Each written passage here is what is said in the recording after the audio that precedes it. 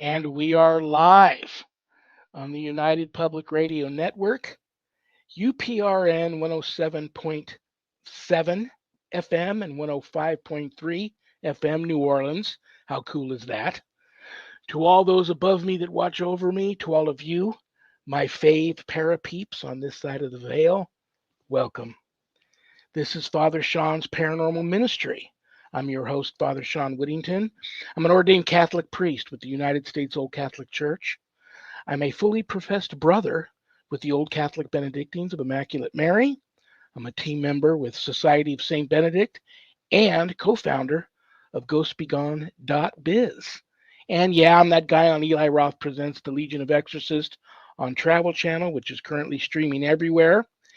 And if there's anything you want to know about my wife and I and our ministry work, go to our website, www.ghost-b-gone.biz. And on there, you'll find a lot of cool things. Both my books are there. They're also available on Amazon and in an audio version. But if you buy them off the website, I autograph them. They leave my office here. They arrive in a beautiful house blessing kit. You never know when one of those is going to come in handy. And off of the website, part of the proceeds of every sale of every copy of my books goes to support stjude.org and the ASPCA. So how cool is that? Get to help some of the neediest children on the planet and the animals too. My online course, Introduction to Spiritual Warfare, is there. You can enroll in the course right there at the website or reach out to me and talk to me about it to make sure the course is right for you if before making that type of commitment. And there's a place on the website where you can make an appointment to speak with me about your spiritual issues. So that's my song and dance, and I'm going to stick to it. We have a great guest today, and you all know that. That's why you tuned in. I'm excited to meet him. I'm excited to have him here. It's going to be really, really cool. And the person responsible for him and my guest and I meeting and him being on the show is my wonderful co-host. So it's time to bring her out. Couldn't do this show without her. I love her. I respect her. Known her forever. She's also a lifelong paranormal experiencer, owner of Stellium Books, my publisher. Please welcome to the show the one and only Annette Munich. Hi, Father Shawn. Hi, everybody. I'm so happy to be here. And we all are happy that you're here too. Hopefully we don't lose you. I know you're having a lot of high winds there in Oklahoma, and I know what that can do. It's kind of horrendous. So far, so good.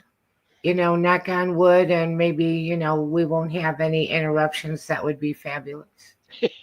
Absolutely. Like I've been hosting night prayer and Bible study all week with Bishop Long. And the last 2 days we had extreme high wind warnings here. And I always lose power during that. So luckily I didn't, but it was very dicey. Today it's very calm. So you got my wins You can today. have it back. I hear you. I'm done with Listen, is there anything you want to say to the masses out there who love you and tune in for you too? Oh, that's so sweet. I don't really have any announcements. Maybe I'll be doing some, getting ready to do some giveaways again soon because people like that. So something different for spring, something for Easter, maybe. We'll see. Well, if somebody's interested in a wonderful, wonderful bracelet, I'm wearing one of yours today. It's under my Saints bracelet. It's right there, the beaded one with the silver fish on there. You make wonderful bracelets. If someone's interested in one of your very spiritual homemade bracelets, you're quite the artist when it comes to that. Just reach out to Annette and talk to her about. She And can probably custom make ones for you. The one he's showing is really special because the beads are made out of stones from Medjugorje, where people have taken pilgrimages there for a long time, and the Blessed Virgin Mary's been seen, and that's been ongoing for years and years. So, and then they get blessed at the local church there before it's sent to me. So. Very, very cool. And I still have plenty of boxes of blessed frankincense incense. If anybody is interested in a box of blessed frankincense incense, all you got to do is type in the word incense in the chat. tonight later on after the show as live streamed and then played in replay on the YouTube channel for a while.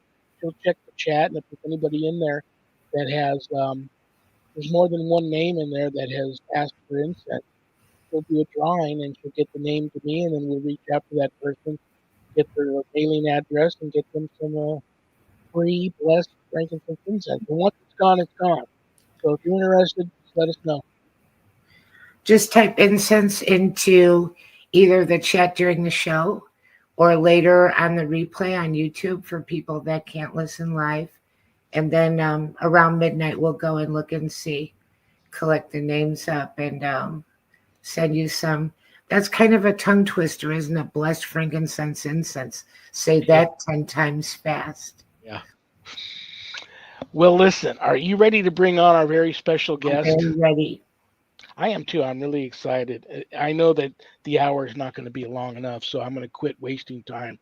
So here we go. In the famous words of Dr. Venkman, back off, man, I'm a scientist. Well, he happens to be a scientist. He's also a researcher, an investigator, radio, TV, and film personality, cool dude from Skinwalker Ranch fame. Brothers and sisters, please give a big, warm Paranormal Ministry family welcome to the one and only Jim Segala. Hey, Jim, thank you so much. Yeah, no problem. This is great. Here. I hope you have a good time, and we've got people saying hello and good afternoon. And hi, everybody. I was Jim. Go ahead. I'm so happy to meet you. Thank you so much for coming on the show today. I know an hour is not going to be enough with you, so I just want you to have fun. So you'll want to come back. Give your wife a big hug for me for helping get this together. And what I'm going to do is I'm going to shut up now, because if I get going, then I'm just going to get going. Annette was the one that's responsible for us meeting and getting you on the show today, and so that was really nice of her. I'm going to let her have first crack at you. And just talk about anything you want to talk about, man. Absolutely. It's your show today. That sounds scary and violent first. I know, right? Yeah. What am I up against there? Right. What did you walk yourself into? But, I guess where I would start is I think that people would be interested in knowing if you believed in the paranormal, supernatural, before you got involved with Skinwalker. And if you ever had any experiences previously. The answer is no. Before 2015, so just to give you a little history, so I started working for a gentleman by the name of Dr. Hal Puthoff, who is a very famous paranormal scientist who did a lot of work investigating very strange things. And I went to work for him in 2011, did some interesting type of experiments with him. But right in 2015, I started to get involved with what he classified as things I can't explain. And Jim, I want you to go out there, and here's a team of people to help you go explain these. So ever since that point is when I started to understand what a paranormal means, what experiencing means, what real encounters mean. So prior to that, I was more of a sci-fi type of person. I saw it from the sideline. But 2015, it was like this monumental date where I said, oh my God, this really exists, because I saw things happen. We experimented with it, and we actually have really good information on that it does actually exist. So prior to that, no. After that, yes, big time. I would imagine. And I kind of love that you said no, because, and I think people expect a scientist perspective to be very, they're just going to collect the evidence and not make any kind of determination, and they don't know if things are real or not, and they just walk in. Yeah, I mean, that's true. A lot of people do that, but again, I don't care if you're a scientist, okay, you're still a person, right? And you still have that sense of adventure, and like, what if this is real, or what other implications are there if this is actually real? I mean, are we living in a world where we don't have all the control we thought we had? So I'm a human, so that's the way I operate. And on one of the earliest episodes, they had a cattle mutilation, and that's something we haven't talked about on this show before. That is And so funny. You and I must be psychically connected today, because I was on the fence if I was even going to bring it up, because that is such an, some people go, everybody has talked about that, it's talked out, but I don't agree, because it's still happening. No one has an answer to it. You've got these animals that, they can't tell how they died, completely drained of their blood, parts of their body removed with precise surgical precision. And, and I had a friend the other day go, listen, why would these advanced species travel, if they can travel through a wormhole or travel through dimensions or travel here from many galaxies away? Why would they want to do experiments on our cattle? Well, maybe it's not that. Maybe it's the government. Maybe it's something we haven't even thought about. But before you even jump on that, and please do anything you want to tell us about that, fine. But I did a little stalking of you, Jim, this past week. Talked to a couple of people who know you, and what they love about you is that you're a scientist, but you're open-minded. I have friends who are diehard parapsychologists, but they're skeptics till they die, no matter what. I've taken them on investigations and had full body apparitions and appear in front of them and then leave. And they immediately turn their head to me and they're debunking it and telling me that that's not what we saw. But you seem to have that. You've taken the blinders off. You've opened up to the fact that, if you don't know, you don't know. But you're open to whatever you're going to learn about it. You're going to learn Sure. about it, and you're researching and you're investigating. So I'll just throw that at you. Well, it's a really good question. It's a deep down question. So it really gets down into the understanding of what motivates people to go into this this type of research and things like that. So from my perspective, I 100% convinced that there is something communicate, or there's something manipulating us. That's why we have experiences. That's why we have all these things happening to us. But we're humans. We're not the only sentient beings on the planet. So what does our arrogance say that we're the only interesting things here? Dogs are sometimes. So I have a study that I conducted starting in 2017, where we put in, maybe 35, almost 50 people. And if you look at their narratives of how they explain their experiences, they say the first thing they say is that the dog started acting weird. They started barking. They started doing strange things. The animals in the field, or the cows in the field, started hurting, and they started doing things and doing strange things. And then I had my experience. So it's pretty obvious that there is some trigger that's going on, that the less intelligent, and I'll explain what that means, the less intelligent sentient objects in this, the animals, react first.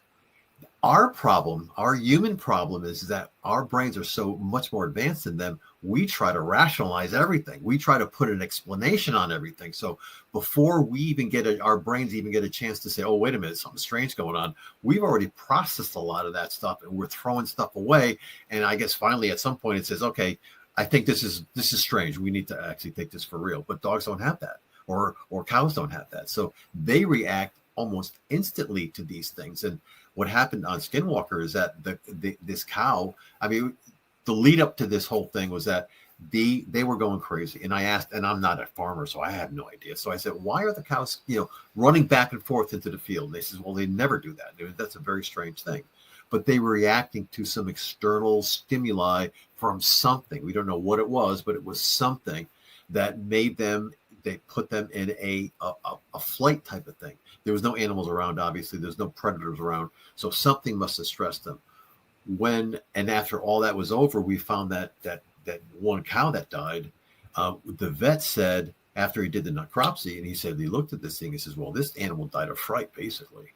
Wow. And that was on the show. So what happens, your immune system is constantly going. When you get into a fright situation, it goes crazy. It really pumps up, and it drains you of a lot of energy, right? You get really tired after you get frightened. I mean, people do that all the time. So this unfortunate cow, went into that situation. And what the vet said is that, they just got to the point where immune system just plummeted.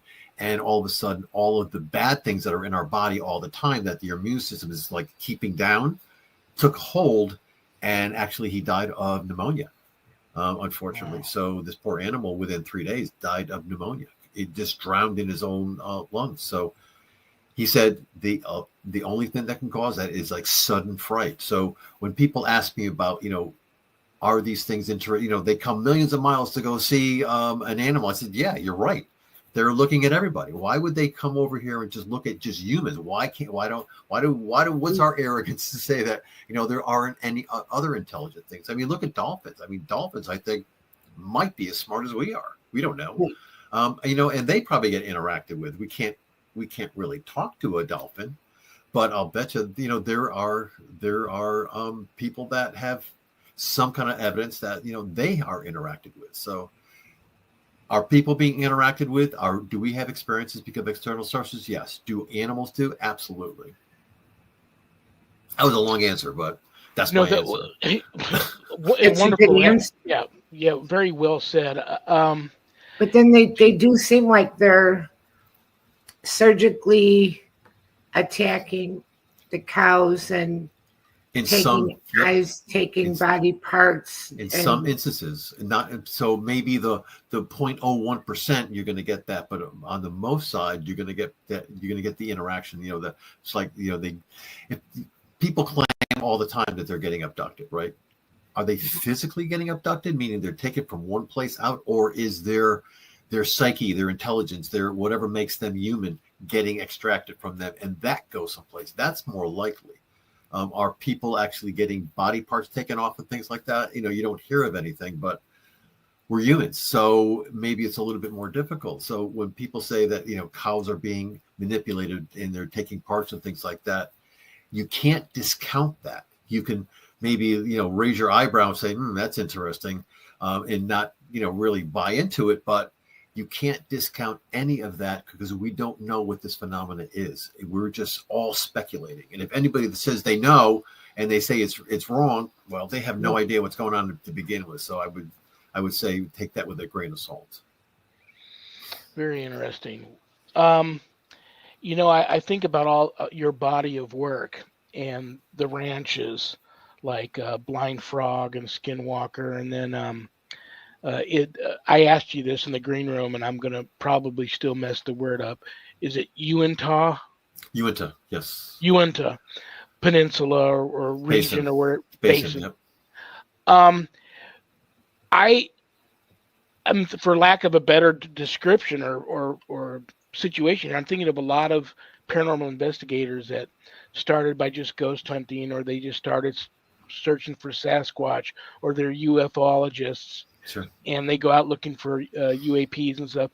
But when they go out on these adventures, they experience things they didn't expect they were going to experience. And as time has gone on, they've experienced everything under that paranormal and supernatural umbrella. So now they investigate it all. And I'm thinking of a ranch that I've been to, which is like, if you're familiar with Southern Nevada, it's out in the middle of the desert. It's between like Nipton and Searchlight. There's a little ranch called Walking Box Ranch, and you need special permission to get on this ranch. And back in the day, they used to film westerns out there. But the ranch is supposed to be off the charts paranormal, where like you just step back in time and you can still see these things happening out there. Like such an imprint on time has happened there, dramatic imprints on time that they just replay over and over again. Sure. And you see that out there. But I hear that a lot about ranches. And I have a lot of ranchers reach out to me and say, those shows about the haunted ranches, well, that's nothing compared to what happens on my ranch. So I'm just going to throw that at you. What's going on out there, and what makes you scratch your head at night and go, wow, that's really off the charts, unexplainable? Yeah, I can't explain why those particular, well, maybe I could explain it, but like, for instance, if we narrow our conversation to the Uinta Basin, where there's 2 or 3 predominant ranches, or I would say areas where a lot of paranormal experiences or a lot of experiencing goes on. And that's kind of in the lower section around near where Skinwalker is, in the upper section near where the mountain ranges are, where Blind Frog is. And in those two areas, there's a lot of reports and people actually showing evidence and showing, actually really good evidence. They're bringing pictures, and they're taking UFO pictures and things like that. So there's a lot of like physical evidence going on. Why they're picking that area might just be something to do with what's underground, where the energy is flowing from, down the area. It's a lot of like, and it's very strange. It seems like there's always this big body of water underneath the ground where this stuff is happening. So if you go out to like Las Vegas area, your area, there's a couple ranches, and you do some investigation, you find out that, they're having a lot of crazy stuff going on there, but they're also sitting over this enormous aquifer, and they're sitting inside this basin where they have a lot of vortexes going on. So maybe they're putting ranches, or these ranches are being pinged because they happen to have some location where the energies or whatever is being created to actually influence the people to have experiences get concentrated, almost like a focal point where, maybe it's Skinwalker. Actually, Skinwalker is kind of in a basin. And if you look at it, it almost like if there's something that gets in there, it kind of stays in there. Blind Frog is exactly the same way. It's, in fact, it's even, prominently more. It's almost like if there's some energy that gets in there, it actually starts, rotating and gravitating, and it's actually becoming more and more, it's actually affecting more and more people. So it might just be that where people like to pick these ranches are places that actually have a lot of energy being manipulated by whatever this phenomena is. There's either water there, or it's, geographically in a nice area. There's a lot of maybe some kind of a mineral under the ground. So maybe that's why they picked it.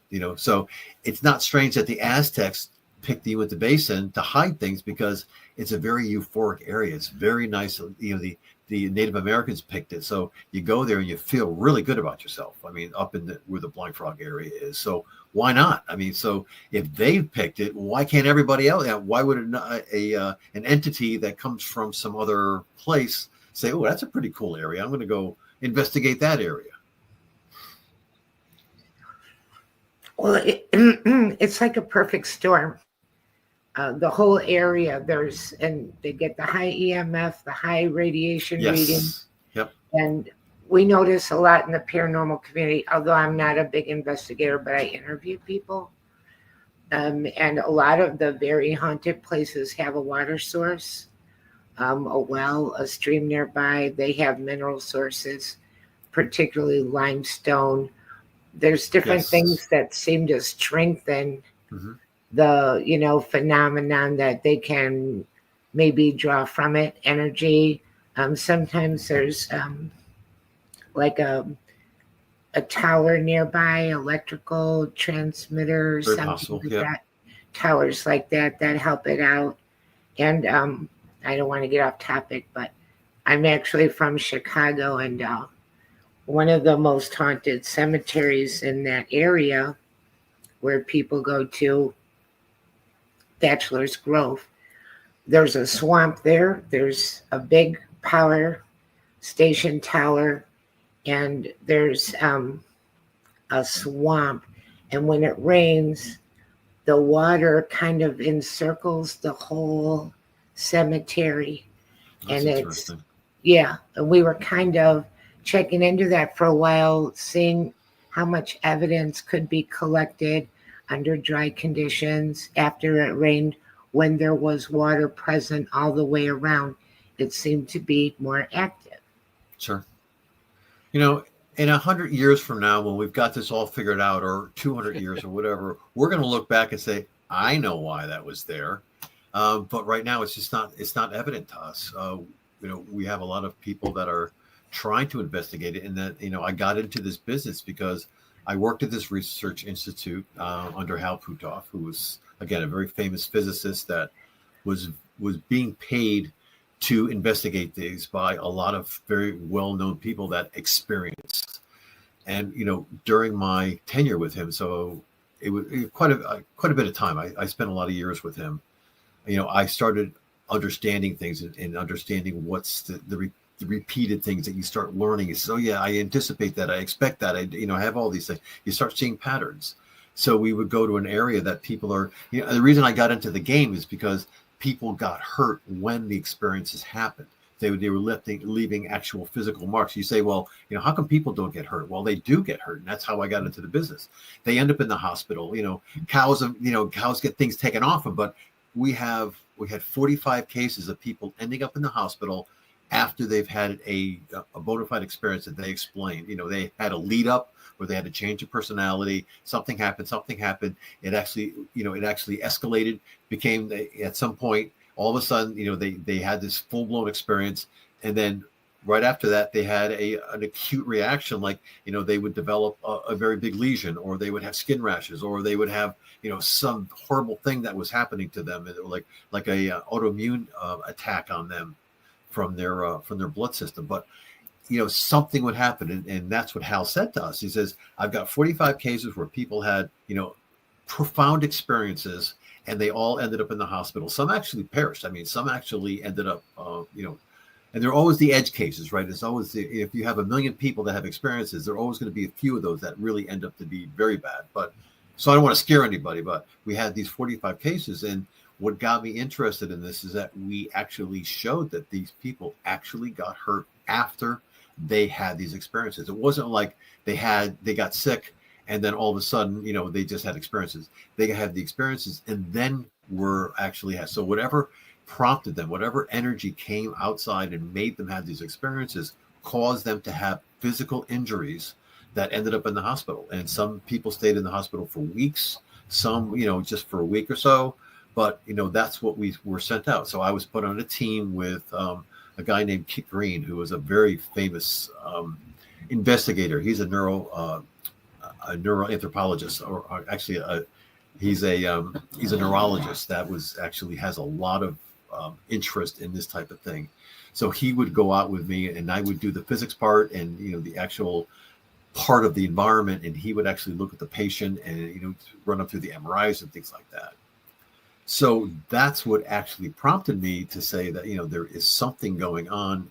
And you start seeing that, well, this is in an area where you have 2 or 3 people that are having this happening to. Like, we did a couple of investigations around the Uinta Basin and found out that when people go there, they were getting sick, and they were actually, having these experiences, coming home, and then other people in their families who never had gotten sick, started getting sick. So it was like, they actually, I don't know if you ever heard this, the hitchhiker effect, which is something that people would bring home, and then family members would then end up getting sick and things like that. So these are the investigations that we did for like 3 or 4 years, and we went back to Hal and said, look, and his sponsor, and said, look, there is definitive proof that we have a correlation between people actually having these experiences, bona fide experiences, and also getting sick to the point where they were actually ending up, needing medical treatment. As a scientist, this is a 2-part question. What scares you? And don't worry about scaring my audience. They don't get scared, I don't think. What scares you, and whether you're able to come up with an explanation or not about something, do you believe there is an answer scientifically towards most phenomena, or have you bought into any of the supernatural that's going on out there? Even I'm thinking of someone called me the other day and is thoroughly convinced that they have a neighbor who's half alien. And I don't know, I don't have all the answers, and I'm not an expert on anything, but I'm the last person that you're going to hear say, I've seen it all, been there, done that, because I know that that's not true. And I've seen some pretty crazy stuff. So, who knows? But you probably didn't expect me to throw Bigfoot at you. I'm going to throw that at you too, because I believe it's a creature of flesh and blood created by God that just so happens to have some supernaturalness if that's even a word, to it, supernatural properties to its existence to allow it to be the greatest hide and seek champion of all time. Um, do you think abductions are a real thing? Do you think there might be hybrid alien humans walking among us? Do you believe in Bigfoot? Are there any supernatural ghosts, whatever it may be, that you do believe in? Or do you believe it's all probably, whether you've come up with a theory or not, probably all has an answer based in science? Well, I think it's everything has an answer based in science.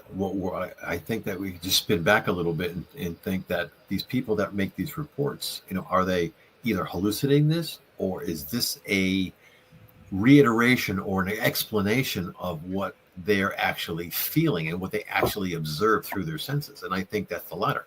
I think what we're seeing is that we're not seeing self-induced type of hallucinations. I think what we're seeing is an explanation that people are providing about what they're actually experiencing from some other external source. So we say, well, have people been abducted? I think they actually have been abducted. I mean, I don't think that we can actually ever rule that out, because people go into a catatonic state for a period of time and they leave their body, maybe not physically, not actually leaving their body, but what are we? Yeah, we're a bunch of cells, but in our brains we have all this intelligence. So what's to say that that can't get brought to some place and operate in some other realm that allows us to be investigated through some other things? We don't know. We're not smart enough to even think that that's a possibility.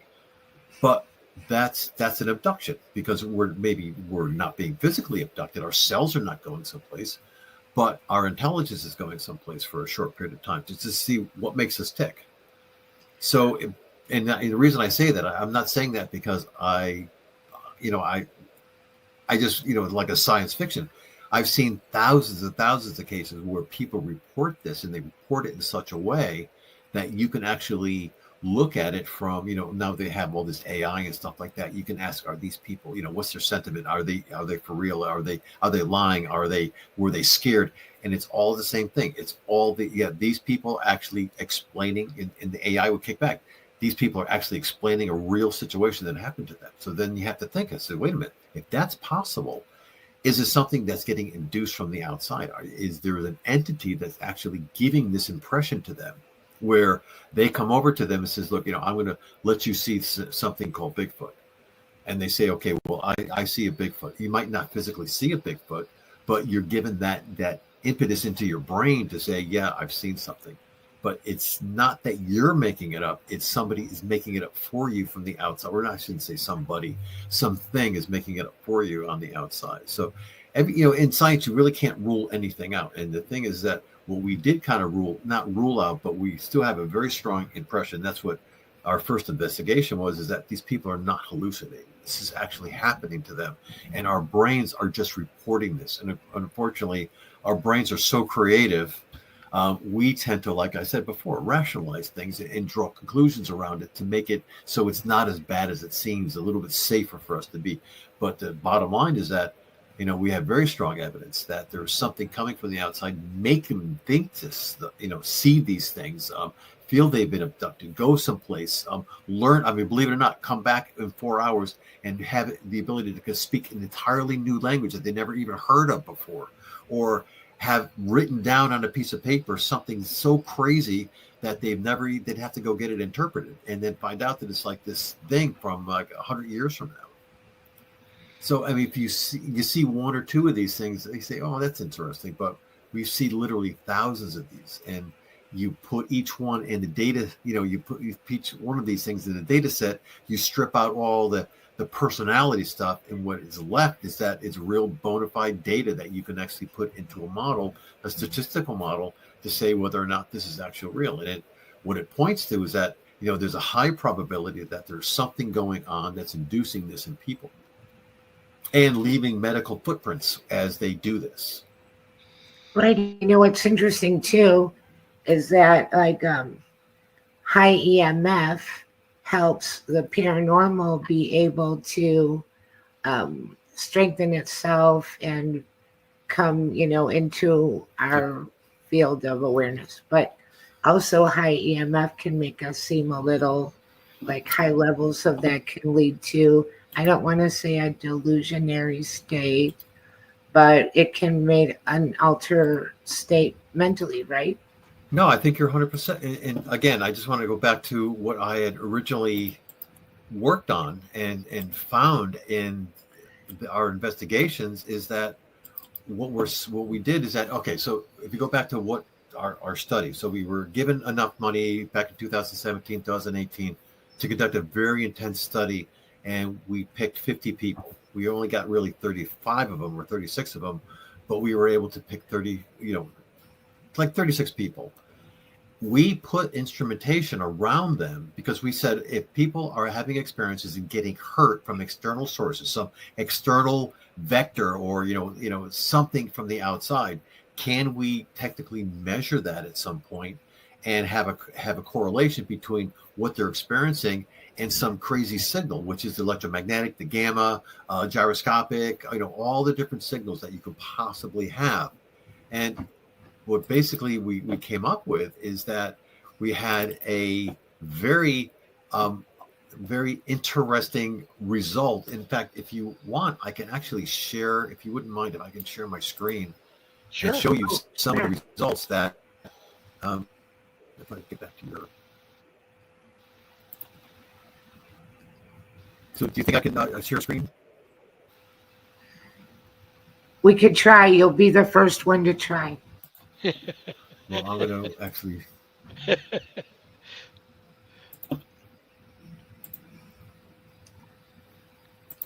Well, I'm sharing a screen right now.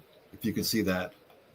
No, I can't. I just see you. I see it in the green room. If we can pull it up like a. Oh, I got you. Let me see if I can get that up here. Boom. Ta-da. There it is.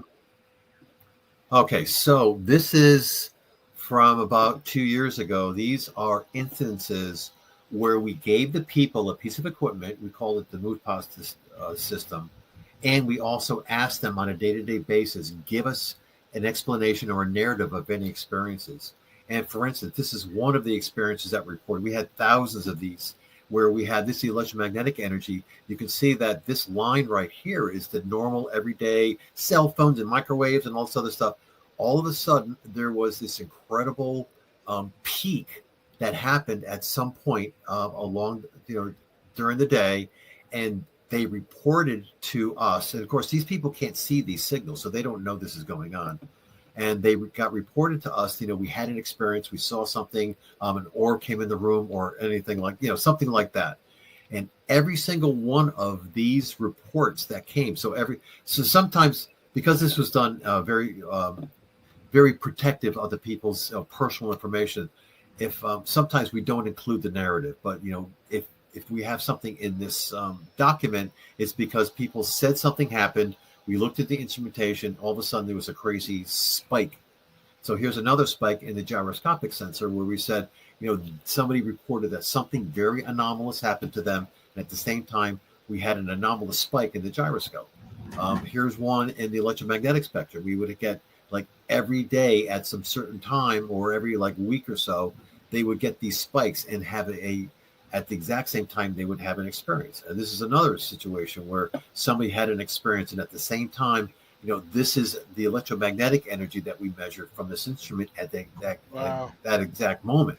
And we have hundreds of these. I mean, literally 600 of these types of things that we found. Here's another one that looks crazy, right? So all of these had a correlation between people basically reporting to us, not knowing that there was actually this spike in electromagnetic energy, reporting to us that there was this very, very profound experience. And at the same time, we went back to the data coming from the instruments, and we found we had a very, very big. So when you guys are saying that there might be some electromagnetic energy that induces things, we have 600 of these actual instances where people report that something happened to them, in a psychic sense, where they actually felt like a human presence, or they felt, some kind of a catatonia where they would go into a trance. And so we have 600 of these, and it's like, when people ask me, do you think this is real? He says, well, I can't say it's not real because we have so much evidence that it is real. And, you can't, here's another one that's like super, super big spike all of a sudden in the gyroscopic. How does that possibly happen? And you need some kind of like a big physics laboratory to actually make that happen. Yeah. So anyway, I just wanted to kind of give you an idea that what I've collected over the past several years is, I keep going and going and going. I mean, we had 600 of these things, and I just picked out the nicest ones where people, if I got their permissions, they would allow me to actually put these things in here. But there's like all of these actually instances that we record. I stopped sharing, so it went away. I have other stuff that people can look at and see some of the results from our study. In fact, would you mind if I posted in the Anything link you want to do, brother? I'm going to put this in here. So if people want to see some of the results, learn about the study that was happened, the results that we came, there's this website that I put up about a year ago that pretty much has all the data from our phase 1 study. Right now we're in phase 2 study, which is actually it's funded. I got funding from actually it's an interesting story. So when I say study, that means that we're collecting, say, 50 people, putting them together for the first study that Hal funded, Dr. Putov funded. And we're collecting data and we're collecting narratives from them on a daily basis, things like that, putting together some scientific data so we can get some statistics to show that there, in fact, is a influence of paranormal impetus or a paranormal trigger that's actually causing these things. That then subsequently led to the new survey, which started about 6 months ago. That again is a very well funded, and it's being funded by somebody that was in the first study. We ended the first study about 2 years ago, and this person called me up. He says, "You can't take my instrument away," because I started feeling so secure that I had this thing, and I felt like I was more in control. Because prior to that, they were just a family of people that were just frightened to death, and sometimes they didn't want to leave the house because they were afraid that they would have an experience. And I'm sure a lot of people that experience have that feeling. Says, "Wait, I don't want to get in a car because if I go into catatonic state, I'm going to crash." Yeah. But being in this study, having the equipment, having the ability to record all these things, gave them this feeling that they were in a little bit more control of their lives. And they screamed at me, says, "You can't do this." So I said, "Look, if I ever fire up this thing again, you'll be the first to go." So anyway, so when I did inform them that I had enough people that were just bombarding me with a request to start the study up again, they said, "We're going to fund this," because they were very well off people. So they said, "We're going to fund this." So I have a sponsor now that is paying for all of the upfront costs for people to get involved in this. And they can just come in and basically, they take a little survey so we can get to know them and understand your unique situation. But then we give a device that they can actually look at on a day-to-day basis, see their activity, log all their narratives and all this kind of stuff. So that's actually ongoing now, where we're just getting it's amazing what's going on. So we have people literally, I think we have 11 countries now there. So for some reason, like England's very big right now. They're in Scotland are coming in. People from Scotland are joining our study. Australia's joining our study. We just had a new one. I forgot where. I think it was Austria. We had somebody that just joined, but it's from all over the world. People are joining this study. So we're funded to bring in up to 10,000 people into the study. And that's what we need to kind of get the really good statistics to go out into the scientific community. What, if I had to put your feet to the fire here and force you to definitively give an opinion on something, what, if anything, that you've encountered out there scared you or scares you, and what should folks that go out and do what you do that aren't trained like you with your background as a scientist, just as a hobby, want to go out and do some squatching or some Sure. night watches and look for UAPs or go ghost hunting and stuff like that? Is there anything people like that should should be afraid of? So that goes back to I've been on a couple TV shows now because people were interested in getting my opinion and stuff. And so I've been on Skinwalker. I'm on Blind Frog. I did a show on National Geographic. So I've been around a lot of situations where I explain the things that why do I do it? What are we learning and things like that. And then a lot of questions come out like that. What are we doing wrong? Are we looking at the right spot? And I say, of all these shows, I go back to like the Skinwalker. And one of the issues I had with Skinwalker and Bob Bigelow, I don't know if you've heard of Bob Bigelow, was the person that owned previously. Yeah, I worked with him. So before the current owner, I was with Hal Puthoff, who is Bob Bigelow's chief scientist. So I was entrenched in all the things. Saw a lot of data that came from Skinwalker well before the new people got it who started the TV show. But what Bob Bigelow basically said is that, first of all, this entity, you can't fool it. You have to live with it. You have to be nice to it. You have to encourage it, because every time you do something that's sinister to it, it'll screw you up and do something very sinister back to you. It'll not it won't do the things that you think. So Bob Bigelow was so frustrated that he couldn't get these things to repeat itself, but he was trying to do it in such a way, like he would put animals in a cage and then put cameras on them and see what happens if they ever got abducted or whatever like that.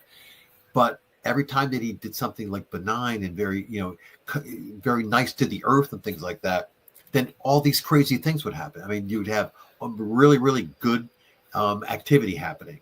So what he learned and then passed off to me is that you really have to do your science in a way that you're actually observing and you're not inducing, and you're not saying, hey, come out. So I know that the current Skinwalker people are like firing rockets and doing all these crazy things, but that's one way to do it. But Bob Bigelow never had any success, and he was, he's a real, and he spent millions of dollars on scientists, and they had real scientists that were on there and never got anything. So when the Blind Frog people came to me and says, we want you to come here and investigate, I said, well, I hope, I want you to keep this scientific, and I don't want you to start blowing things up. And, he said, no, we want you to instrument, we want you to observe, we want you to, try to figure out what's going on. So to answer your question, I think that the biggest mistake people are making is that they take this phenomena for granted and think that they can, slap it in the head and have it come and say, oh yeah, I'm from over here, and make a communication. Because what happens is it goes away. Bob Bigelow, he would do something really bad to this thing, and it would go away for a year, literally go away for a year. And he would be spending, $1 million a year on scientists and equipment, and just get so frustrated. And that's why he ended up selling the place, because he just couldn't. He wanted to control the phenomena, and he learned that he couldn't do that. So my suggestion to everybody is that don't try to control it. Try to understand it. Try to run experiments where you can tap into the things that it's doing, that that it's doing, that you can actually build some really good statistics on. So, don't try to do some very, I think they're using, I don't know, blowtorches or whatever the heck they're using. Those kind of things. I'm not making fun of them. It's Skinwalker Ranch is a reality show, right? I mean, so it needs the drama in order to be successful. But you asked me a scientific question. So the scientific answer is that it is a phenomenon that is very intelligent, much smarter than we are, and it knows when you're messing with it, and it's going to go away and not rear its head until you go away and leave it alone, and then it'll start doing its thing. So just to give you some examples, so we had in our study people that would go up to an area and basically deface it. I mean, basically go into a cave and chip away precious materials or precious stones, come back, and then all of a sudden their data would just go crazy, or the kids would act up. They would have a very bad day, and all of a sudden things went really, really bad, and they would report that. They would say that we went hiking, we chipped away these rocks, we brought these crystals back. And ever since then, things just went out of control. The family was just out of control. The kids were terrible. The dogs were terrible. I felt terrible. So then they reported a week later, we brought the stuff back. And then it happened instantly, but several days after that, everything went back to normal. The instruments, all those spikes started to go away. They felt better. So it's like, if you respect the land, and I've actually said this before, if you respect it, it'll actually respect you and show itself a lot more outwardly than if you just try to like smack it in the head. I don't want to use that. That's all due respect to the people. Yeah, but I love what you just said, because I do that. I tell that to people all the time too. Just don't provoke. Respect the location. Respect the spirit. Yes. Don't provoke. They're smarter than us. They got more power than us. Be respectful. Right. Yeah. So said. That's an answer to your question. What about the old? And I've only got a few minutes left before I got to kick you out of here. What about those that are super paranoid about the government? And when I tell people about, in my world, it's all demons, angels, Sure. Ghosts, some extraterrestrials that may or may not be visiting these people in dream states and taking them off to these worlds. But then I had a guy the other day say, well, what if it's none of that and it's us? What if it's the government? Very possible. Yeah. Oh, really? You think that could be possible? Oh, that's no. Scary. So it's very possible that some of the things are us. I mean, there's very possible. And that's so scary. I'm going back to, that is scary. So I'm going back to, say, for instance, the Havana syndrome, which is a real thing, right? We have well over 200 patients that exhibit the kind of physiological changes in their body that somebody that had profound experience would have.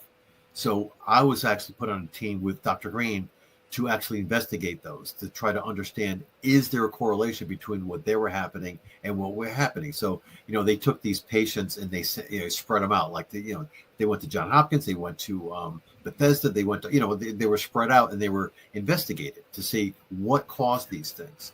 And the first thing they said, it was a sonic weapon. And, that kind of, so the National Academy of Sciences came back and said, no. It was some kind of electromagnetic pulse from something. So very short-lived electromagnetic pulse. We can create those kind of pulses, but we can't create that kind of thing for all the millions of people out there that have exhibited the same kind of symptoms as these people did. So where some of the things might be related to, things that are being tested by governments, on the majority, we can't do all of these things. So I'm saying is that some of the things sneak out that might be connected to some testing or things like that. But the majority is, or the likelihood is, that it's actually something that is much, much higher and much, much more powerful than anything that we can concoct. Wow. Well, listen, brother, I'm going to give Annette a moment to say a couple of last words to you, and then I have to kick you out of here. Annette, is there anything you want to say to Jim other than thank him so much for being here today before I kick him out of here? Thank you so much, and thanks so much to your wife. And it was really interesting. Yeah, we could probably talk and have questions for 6, 7, 8 hours because it's so much interrelated stuff that all came to a head. It's almost like when people talk about ley lines, special places, where the energy is different, but there's also an actual Native American curse that was put there. And I mean, it's just all of it together. So there's so many aspects. It's easier to talk about the things that don't happen there. That's right. No vampires, no Mothman, but a lot of other stuff that's just so active. And I love what you said about seeing all of it as dealing with a higher intelligence and to be respectful. And it's not necessarily a whole bunch of different things. There could be a higher intelligence to all of the theater that's happening there. That's kind of cool. Yep. In 100 years from now, we'll look back and say, oh, yeah, I get it now. Right. Exactly. But I really enjoyed it. And thanks so much. And thanks to Barbara. You betcha. Jim, God bless you, brother. I love you and respect you. I think you're a super cool dude. Give your wife a hug for me. Have a happy St. Patrick's Day on Monday. Yes. And I'd love to have you back. If you'd come back, I'll throw some dates at you further down the road. And and have you back sometime. Okay, Sounds great. Jim. Thank you so much, buddy. I'll You bet. talk to you soon. Okay. Okay, sounds good. Thank you, brother. Yep. Thank you. What a great guest. Wasn't he wonderful? Oh my gosh. What do I got coming up? Yeah, we're here next Friday, March 21st. I'll give you one guess who's coming on. Who is coming? She happens to be the host of the Angel Rock right here on UPRN. The one and only Laura Lee Potvin will be here. Oh, nice, because she was going to come on, but she got so sick Yep, and that's going to be great. tragically lost her son and just went through such a really bad patch. So that's wonderful. That is wonderful. I'm very excited. Got any plans for St. Patrick's Day on Monday? I don't. I don't either. That's one big thing that's changed about my life. But you know me, I was baptized under St. Patrick as my guardian saint, and many, many years later, during my confirmation, I was also confirmed under him as my guardian saint. It's interesting, I got ordained to the priesthood the day before a St. Patrick's Day, and then the following day on St. Patrick's Day, I got to Right. co-celebrate Mass with Bishop Long on that day. So that was very, very cool. But listen, I love you and respect you too. You know I do. I can't wait to see you next Friday, and we'll welcome Laura Lee and have a great time. You have a wonderful. How's your daughter doing? She's doing really, really good. Very cool. Very happy. Give your family my best. Have a wonderful remainder to your weekend. I hope you have a. She will need a blessing. second surgery, though. That's already for sure, but doing good. I will continue to pray for her. And happy St. Patrick's Day, and I'll be talking to you very, very soon. Okay. Very good. Thank you so much. Goodbye, everybody. Have a great weekend. See you later.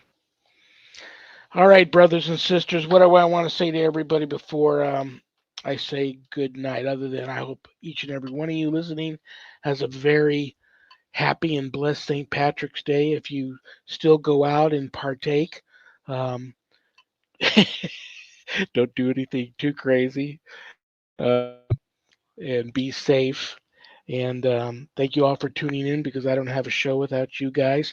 Stay tuned. We're just getting started here on High Strangeness Fridays on UPRN. Coming up next is Spirit Switchboard with Carrie Lynn Shellhorn. That's a great show. And thank you to UPRN, Joe Montaldo and Michelle DeRoche, for making this happen, getting my show on this network. It's been a godsend, and thank you so much for that. And that's all I really got to say to all you guys right now, other than I will be continuing to pray for each and every one of you, everyone that can see me and within the sound of my voice. God bless you all. Remember, we may have done what the devil said we did, but we are not who the devil says we are. Good night, Danny. Good night, Jack. Good night, Dog. Good night, Harold. Rest in peace. Good night, Ernie. Good night, Bill. Good night, Dan. I love you all. God bless you all in the name of the Father and the Son and the Holy Spirit. Peace. Happy St. Patrick's Day.